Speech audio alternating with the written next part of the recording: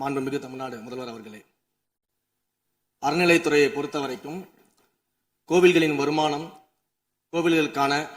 கோவில்களில் வரக்கூடிய பக்தர்களுக்காக செலவிடப்படும் என்பதை நம்முடைய ஆளுநர் உரையில் இடம்பெற்றதுதான் அதனுடைய சாராம்சம்.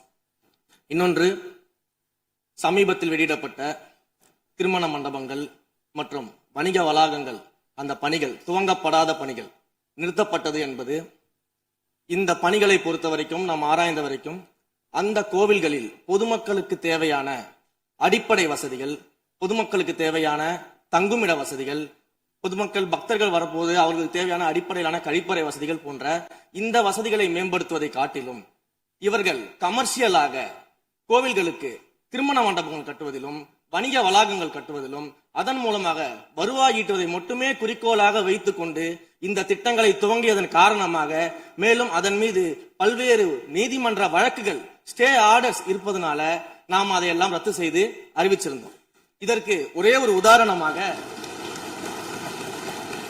எந்த அளவிற்கு கோவில்களை கமர்ஷியலாக மாற்றுவதற்கு கடந்த ஆட்சி காலத்தில் முயற்சி செய்து கொண்டிருந்தார் என்பதற்காக ஒரே ஒரு சிறிய உதாரணத்தை மட்டும் சொல்லிடுறேன்.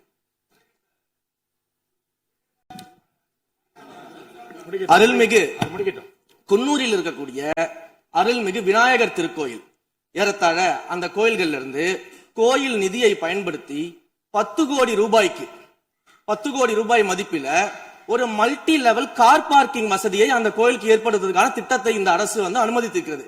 இதற்கு முன்னால் இருந்தக்கூடிய அமைச்சர் அவர்கள் அதை அறிவித்திருக்கிறாங்க.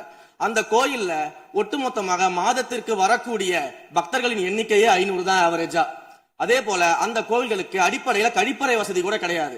இது மட்டும் இல்ல, குன்னூர் மற்றும் உதகையை சுற்றி இருக்கக்கூடிய அனைத்து பகுதிகளிலும் இருக்கக்கூடிய 50 கோவில்கள்ல பேசிக்கா இருக்கக்கூடிய டாய்லெட் ஃபெசிலிட்டிஸ் கூட அங்க இருக்கக்கூடிய கோயில்களுக்கு கிடையாது. அப்படிப்பட்ட இடங்கள்ல கோயில் நிதியை பயன்படுத்தி எதற்காக மல்டி லெவல் கார் பார்க்கிங் தேவைப்படுது? அப்ப இது கமர்ஷியல் திட்டங்கள் இல்லையா? கோவில் நிதியை இப்படி கமர்ஷியலாக பயன்படுத்துவதற்கு எதிராக தான் நாம இந்த திட்டங்களை எல்லாமே தடுத்து, இந்த திட்டங்கள் தேவையில்லை, அதற்கு பதிலாக நம்முடைய அரசாணையிலே வெளியிட்டிருக்கிறோம். மிக தெளிவாக கடைசி வரியை படித்து பார்த்தால் எல்லாருக்கும் தெரியும். இந்த கோவில் நிதியை பயன்படுத்தி கோவிலும் பக்தர்களும் பயன்படக்கூடிய வகையில மாற்று திட்டங்களை உருவாக்கும்ன்ற வரியை நம்ம மென்ஷன் பண்ணியிருந்தோம். எந்த இடத்திலையுமே மக்கள் பயன்படக்கூடிய கல்வி நிலையங்களையோ இல்ல இது போன்ற மருத்துவ வசதிகளையோ நாம செய்து தரமாட்டோம்னு சொல்லல. இன்னும் சொல்ல போனா, கடந்த 5 ஆண்டுகள்ல ஒன்றிய அரசின் நிதி உதவியோடு பழனியில பாத்தீங்கன்னா ஒரு சித்த மருத்துவமனை கட்டுவதற்கான நிதி உதவியை ஒன்றிய அரசு தருவதற்கு தயாராக இருந்தது.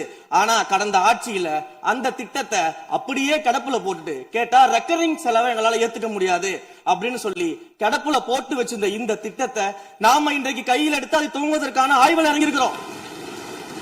அப்ப எந்த இடத்திலையுமே மக்கள் பயன்பெறக்கூடிய திட்டங்களை நாம தடுக்கவும் இல்லை, நாம யாருக்கும் பி டீமாக இருந்து வேலை செய்ய வேண்டிய அவசியமும் இல்லை.